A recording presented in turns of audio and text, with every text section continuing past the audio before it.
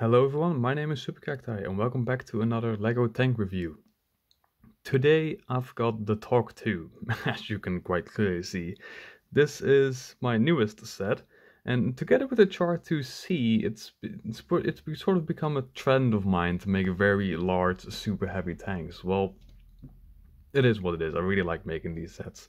The TOG-2 has been one of my best sets, if I'm going to be honest. It's got a lot of very nice design features in it, which I'll get to in a minute. But let's first look at the history side of things. So TOG-2 was built just before World War II. It was designed by the old gang. That is actually where what TOG stands for. And the TOG-2 was sort of, it's a World War I tank made for World War II. They were afraid that World War II is going to turn out to the same sort of scenario as World War I, where tanks had to cross trenches. It was going to have muddy terrain, all that stuff. So they made a very long tank, as you can see. Now, in the original designs of the TOG-2, like during the wooden mock-up stage and the first TOG-2 that was actually operational, they actually had a very different sort of weapon loadouts. During the wooden mock-up stage, they had 3-inch howitzers in the hull and the turrets, and they had machine gun sponsons on the sides. And then later on, they went for a very big turret with multiple guns and 2 machine guns. It's actually very interesting. But what we're looking at right here is the TOG-2 Star, the final form of the TOG-2 with the 17-pounder gun, and the way we actually see it right now in Bovington Tank Museum. So let's actually get into the details of the things, like the dimensions and all that stuff. So the set with the gun facing forwards and the antenna above it has the dimensions of 35.2 centimeters long, that is 13.9 inches, 9.6 centimeters wide, that is 3.8 inches, and 16.2 centimeters high, and that is 6.4 inches. But again, keep in mind that is the antenna at the top and the gun facing forward. So that's more like the display, the actual max size you're gonna have of the set. Now, another thing, usually I sell these instructions for these sets on ReBrickable, but I've actually become part of a team of LEGO designers. So I've joined the BRICKmeetsDESIGN team. The links to the website will be in the description below. But just for the people that follow me on ReBrickable, some of my sets will also be going there now. Now, if you actually want to buy this set, it's got 1,254 parts. I looked at the prices here for me in the Netherlands. You come up to about 128 euros, but that is not including shipping. And that is $156, by the way. So I think it's more safe to say in the end you're going to be around 175 to 200 euros or dollars. So just keep that in mind. It's not the cheapest set in the world. So now let's get into the actual features of the vehicle. What can you play with? So on the BRICKmeetsDESIGN, you first have this set. This is the base set. This is the TOG-2 Star with the 17-pounder. But you can actually get an expansion pack for this vehicle, which will give you a whole lot more features, including 4 extra turrets. So let me take this set away just for a moment, and let me bring forth all these turrets. So remember when I said in the history side of things that the TOG-2 went through various different stages and actually got different turrets? Well, here they all are. So going from the left, we've got the option 1 turret. This one was present during the wooden mock-up stage. It's got a 2-pounder gun and a 3-inch howitzer and a machine gun all on the turret. Then we've got the option 2. This was also present on the wooden mock-up.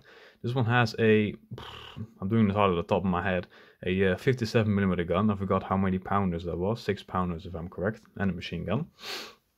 This is the big gun turret. It's got a 3-inch 20 CWT cannon as a primary gun, then a 2-pounder and 2 machine guns in the turret. So this is the most powerful one, if you want to call it that. And then we've got the, oh bloody hell, 365G.A turret, if I'm correct. Pretty much a big gun turret, only it just has the 3-inch gun now and a single machine gun. But that is not all. You also get the machine gun sponsons that I said on the in the beginning of the video. So if I just get the tank back, if you want to put these sponsons on, it will say so in the instructions that you get for it. It will require a little bit of preparation because you're gonna have to get these doors away. But the sponsons pretty much squeeze right on there. I did a little example right here. So you've got 2 machine guns there on the side. They can move around the place. And you've got a door which you can open. Now, speaking of doors, let's actually get into the next thing. Let me move these turrets out of the way so I can put the tank back up further. Here we go. So the first things that we can do with the set is we can remove the turret. You can see it's got a small little turret basket just for detail at the bottom. You can also remove the roof. There's not enough space for a crew member of any kind, but you can see that the gun moves up and down nicely in here. And this little brick sort of simulates an actual gun breech. Then next up we can remove the top plate. This has the exhaust on it. Nothing else, it just sits in here loose. It's just there for, well, the top of course. And now we've got the inside of the TOG. Now as you can see, we've got a fully detailed engine together with some extra struts and all that, just for added detail. If you actually look at real photos of the TOG-2, I'll probably throw in some of my own photos when I was there last. You can see that I tried to replicate the engine completely just the way that it was in real life. Now also, right here, the lighting might not be that great, but in here we actually have room for a driver. Although, you cannot get the driver in right now. The arms are too wide, it's not going to work. So if you want to get the driver in, you're going to have to do it while you're building the set. It's got some extra text, it'll detail you in which exact step you need to add the driver. Next up, we've got the doors on the side. These can of course open. And as you can see, this is one of the primary design features I'm very happy with, is the doors here are actually completely hollow. I put up some extra renders, but the tracks actually run through the set just the way they do in real life. So they'll go up here, then they go below all of this, and then they'll come up over here again, and then return. It was a bit of a nightmare to make that into the set, but it's actually very, you can see me probably grab the thing, move it around the place. It is very strong, which was, well, good news, but also very surprising if I'm going to be honest. Now, closing these doors is a little bit, it's not the end of the world, but it's not as optimal if I'm going to be honest. There we go, we can put the top back on. And let's grab a different turret just for the fun of it. There we go. If you think this turret looks way too big, well, look at photos of the real thing. It is a very big turret. I should probably point out too, these 2 turrets, the 2 big ones, they do have hatches at the top, which you can put minifigures into. If my fingers could not be this slippery, I can actually try to get it open. Fine, I'll take you away. There we go, now you can go back.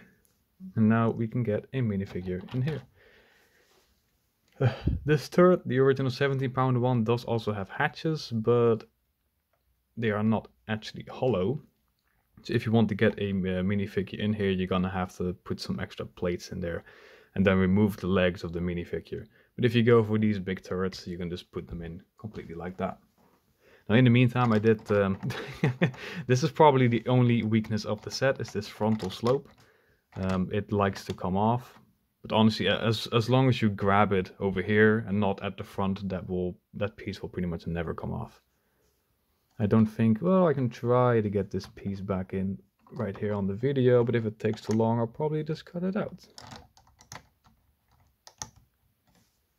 It's not really gonna happen, oh well. But yeah, that is it for the LEGO TOG-2. Be sure to check out my pages on, I'm doing that wrong. Please be sure to check out the BRICKmeetsDESIGN website. So far, my Yiro Japanese tank casemate tank destroyer set, my Char 2C, and now the TOG-2 are on that website. All the other ones are still on ReBrickable. In the future, most of my 1 in 35 scale sets will be going to BRICKmeetsDESIGN, but my other sets, so let's say 1 in 30 scale or my 1 in 200 scale ships, they will go to ReBrickable, just to make that clear. Now, if you like my work, please be sure to check out my Patreon account. I added a new tier, which is just €1 a month. So if you like my sets and you want to support me, even though it's not a whole lot, you can go for €1. Any little bit of support actually helps me. And if you're wondering what you actually get for the Patreon support, what you get behind the scenes stuff, I announced that I was making this TOG-2 and I had posted earlier renders of the TOG-2, I think, well, maybe 1.5 months ago. So you'll just be up to date with all the projects I make. And it's a more direct place for you to contact me. If you want to make recommendations, if you want me to make a certain set in Lego, you can always ask me to do so. It doesn't mean that I'll do it right away, just to make that clear, but you know, Patreon is just, I take my Patreon supporters a whole lot more serious. So if they got a small tank that they'd like to see, I'll probably go ahead and make that. But yeah, that is it for today. Again, be sure to check out the websites. All links will be in the description below. I hope you all have a very nice day, and I'll see you next time.